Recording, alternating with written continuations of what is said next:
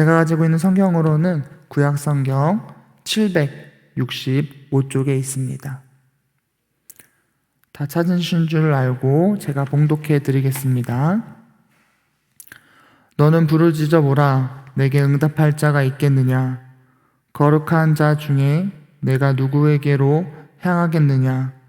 분노가 미련한 자를 죽이고 시기가 어리석은 자를 멸하느니라. 내가 미련한 자가 뿌리내는 것을 보고 그의 집을 당장 저주하였노라. 그의 자식들은 구원에서 멀고 성문에서 억눌리나 구하는 자가 없으며 그가 추수한 것은 줄인 자가 먹되 덫에 걸린 것도 빼앗으며 울무가 그의 재산을 향하여 입을 벌리느니라. 재난은 티끌에서 일어나는 것이 아니오며 고생은 흙에서 나는 것이 아니니라. 사람은 고생을 위하여 났으니 불꽃이 위로 날아가는 것 같으니라. 나라면 하나님을 찾겠고 내 일을 하나님께 의탁하리라.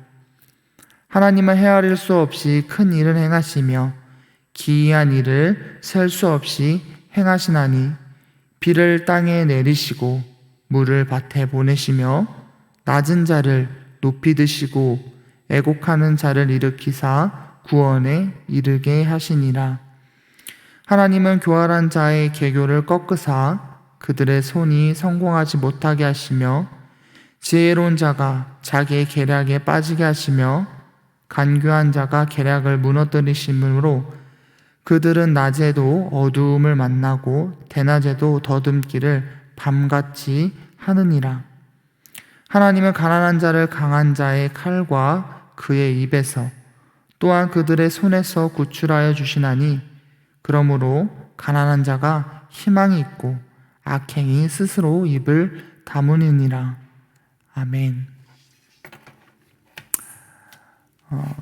오늘 함께 나누고자 하는 말씀의 제목은 위로라는 제목의 말씀을 가지고 오늘 함께 은혜를 나누고자 합니다.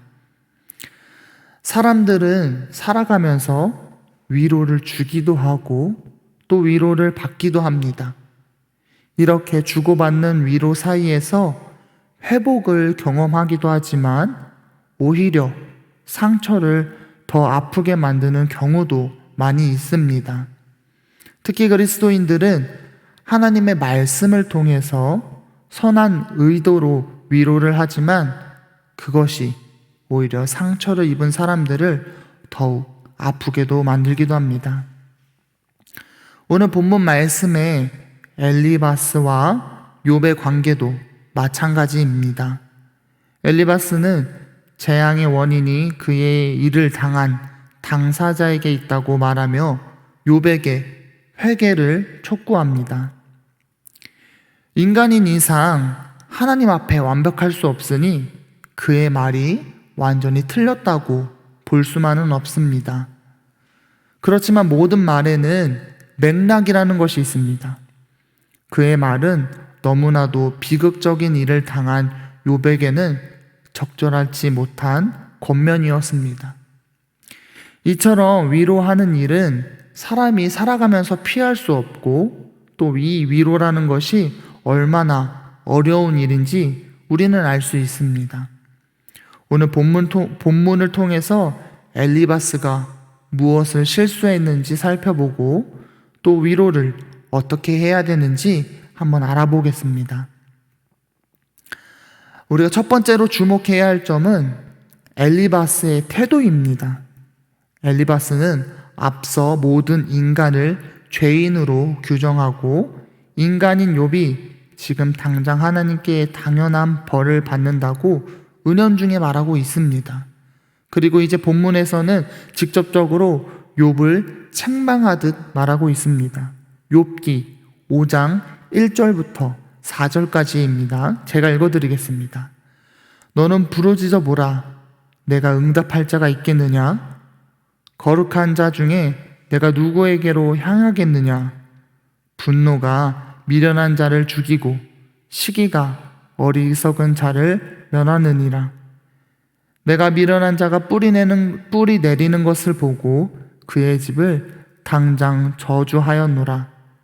그의 자식들은 구원에서 멀고 성문에서 억눌리나 구하는 자가 없으며 그 누구도 죄인인 욥의 부르짖음에 응답하지 않을 것이며 아무도 욥을 돕지 않을 것이라고 말하고 있습니다.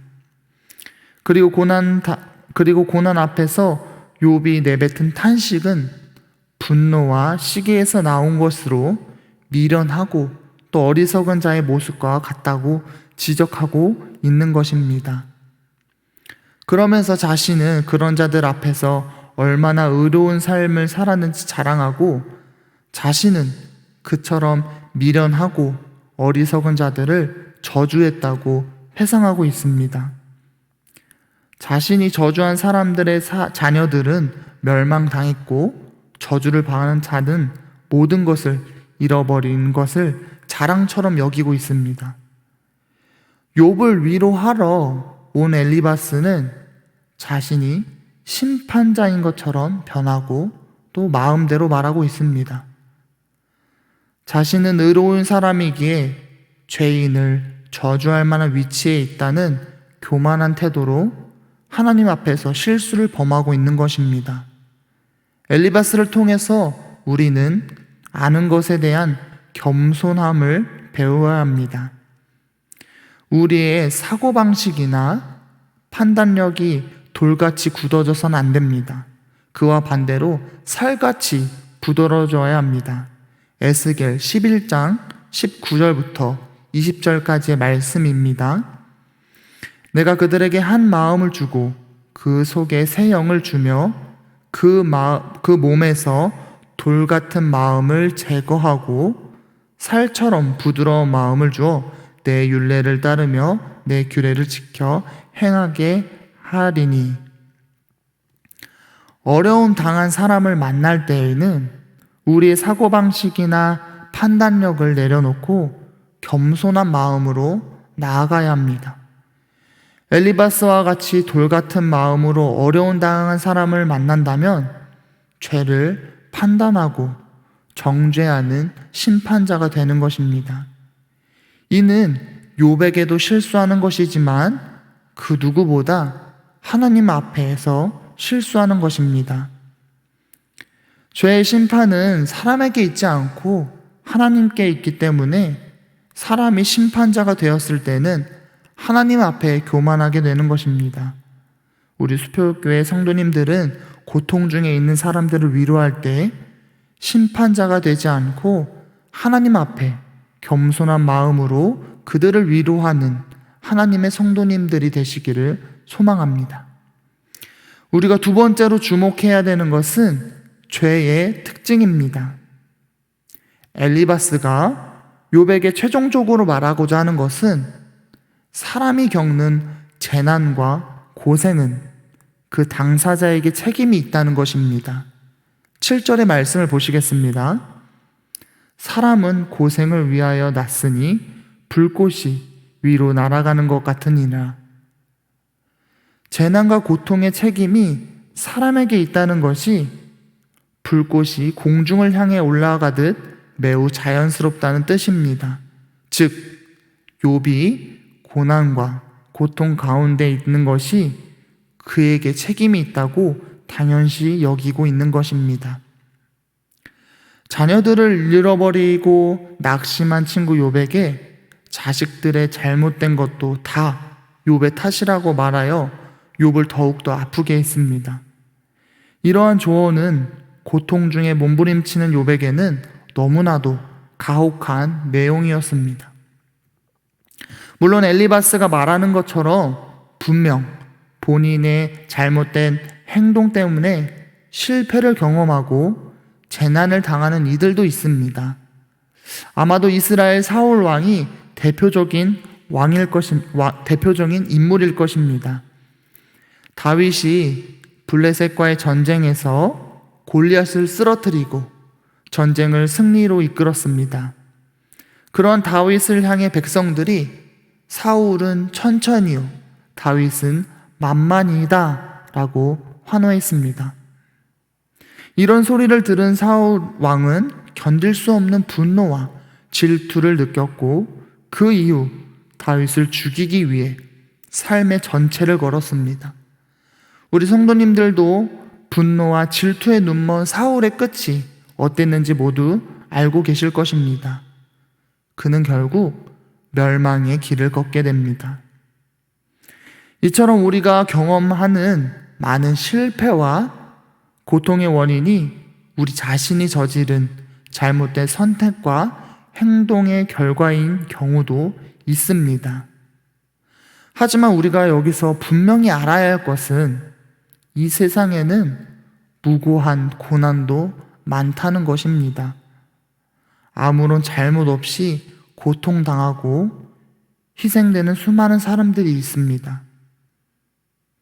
우리 그리스도인들은 그들에게 책임을 물어서도 또 회개를 촉구해서도 안 됩니다. 결단코 그럴 수 없습니다. 죄의 결과가 죄를 지은 당사자에게만 국한되어 임한다면 그것은 죄로 인한 파국이 아니라 정의 실현일 것이랍니다. 그러나 죄가 무서운 이유는 아무런 잘못 없는 사람에게까지 그 악한 영향이 미치기 때문입니다. 이러한 죄의 특징을 잘 기억하셔서 아무런 죄가 없이 고난과 고통 속에서 몸부림치는 이들을 낙심케 하는 실수를 하지 않으셨으면 좋겠습니다. 어려운 이웃들을 더욱 낙심하게 만드는 것은 그들에게도 또 하나님에게도 실수를 하는 것입니다. 엘리바스는 이러한 자신의 실수를 인지하지 못하고 계속해서 욥에게 권면합니다. 만약 자신이 욥이었다면 하나님을 찾겠고 자신의 일을 하나님께 의탁하겠다고 말합니다. 8절의 말씀입니다. 나라면 하나님을 찾겠고 내 일을 하나님께 의탁하리라. 하나님께 의탁하라는 권면은 자신의 존재의 한계를 인정하고 하나님만이 절대적 위로자이심을 고백하는 사람이 건넬 수 있는 최고의 위로입니다. 그러나 엘리바스의 권면을 자세히 살펴보면 그 말 속에 욥을 향한 비난이 담겨 있음을 알 수 있습니다. 12절의 말씀입니다. 하나님은 교활한 자의 계교를 꺾으사 그들의 손이 성공하지 못하게 하시며, 하나님은 교활한 자의 계교를 꺾으셔서 그들이 성공하게 하지 못하게 하신다는 말은 욥이 바로 그런 자라는 말과 다름이 없습니다. 엘리바스의 이러한 조언에 욥을 향한 악의가 있었는지 없었는지 우리는 정확히 알 수 없습니다. 그러나 아무리 선한 의도가 있었더라고 하더라도 사려 깊지 못한 그의 말은 날카로운 창이 되어서 욥의 마음을 찔렀습니다. 우리도 혹시 엘리바스와 같은 실수를 범하지 않았는지 생각해 보아야 합니다. 성도들은 다른 사람들을 위로할 때 성경 구절을 인용합니다. 하나님의 뜻이 있을 것이다. 또는 하나님은 감당할 만한 시험만을 주신다고 말하곤 합니다. 상대방을 위로하려는 선한 마음이 있었는지 없었는지 그것은 중요하지 않습니다. 상황에 맞지 않는 약은 독이 될 뿐이고 사려 깊지 않은 위로는 오히려 그들을 상처를 더욱더 아프게 할 뿐입니다. 위로라고 하는 것은 우리가 생각하는 것만큼 쉽지 않습니다. 우리는 상대방의 입장과 고통을 다 이해할 수도 없고 다 느낄 수도 없습니다. 아무리 하나님의 말씀을 많이 알고 있고 하나님의 속성을 잘 알고 있다고 하더라도 이웃을 잘 위로하는 것은 아닙니다. 의롭고 지혜롭고 해서 상대방의 모든 상황과 마음의 상처를 이해할 수 없기 때문입니다. 그러면 우리는 상처받고 고난 속에서 고통받는 사람을 위해서 어떤 위로를 해야 합니까? 첫 번째로는 우리는 하나님 앞에 겸손해야 합니다. 심판자가 되어서 고통받는 사람을 더 아프게 해서는 안 됩니다. 이는 하나님께도 큰 실수를 하는 것과 같습니다. 두 번째로는 고난과 고통이 모두 죄로 인한 것이 아니라는 것을 아셔야 합니다. 고통받는 사람이 모두 죄 때문에 고통 중에 있다고 생각해서 그에게 회개를 촉구하거나 사려 깊지 못한 조언을 한다면 그 상처가 더 깊어지게 될 것입니다. 우리 그리스도인들이 고통받는 사람을 향한 위로 중 가장 능력이 있는 것은 그 사람을 위해서 기도하는 것입니다. 고난 당한 이웃 앞에서 말을 아끼고 이웃을 위해 기도하고 하나님께 그를 의탁하는 것입니다. 마음을 낮추고 진정한 위로와 구원은 오직 예수 그리스도께 있다는 고백과 함께 기도해 보세요. 이렇게 겸손한 마음으로 기도할 때 하나님께서는 그에게 회복의 역사를 약속하실 것입니다. 주님의 시선이 그를 비추고 상처난 그의 마음을 만지실 것이며 예수님께서 직접 말씀하셔서 회복해 하실 것입니다. 오늘 이 말씀을 잘 기억하셔서 우리 이웃들의 상처를 잘 돌보아 주시고 또 기도로 위로해 주시는 우리 수표교회 성도님들이 되시기를 소망합니다. 기도하시겠습니다. 하나님, 이 시간 고통 중에 있는 우리 이웃들을 위해서 기도합니다. 반복된 실패 속에서 지쳐가고 쓰러져가고 있는 이들이 있습니다. 그들의 모습은 점점 작아지고 있고 그들의 마음의 소망이 모두 눈물로 변하여 사라지고 있습니다. 주님, 우리는 이 땅에 오셔서 과부와 병자와 세리와 같이 고난 중에 있는 사람들을 찾아가신 예수님을 믿습니다. 외로운 자와 함께 음식을 먹으며 친구가 되어주셨고 눈먼 자는 눈을 뜨게 하시고 걷지 못한 자는 걷게 하셨습니다. 그들의 마음과 몸을 회복해 하셨습니다. 고난 중에도 주님을 의지하게 하시고 힘과 용기를 주셔서 포기하지 않게 하시고 질병과 많은 다양한 문제들을 뛰어넘게 하여 주시옵소서. 그리고 그 끝은 하나님의 회복의 역사를 경험하게 하여 주시옵소서. 또한 그들을 위해서 기도하는 우리들에게도 신실한 사랑으로 주님의 시선으로 우리의 마음을 잔을 넘치게 하여 주시옵소서. 오늘도 하루의 시작을 하나님께 드리는 주님의 백성들이 있습니다.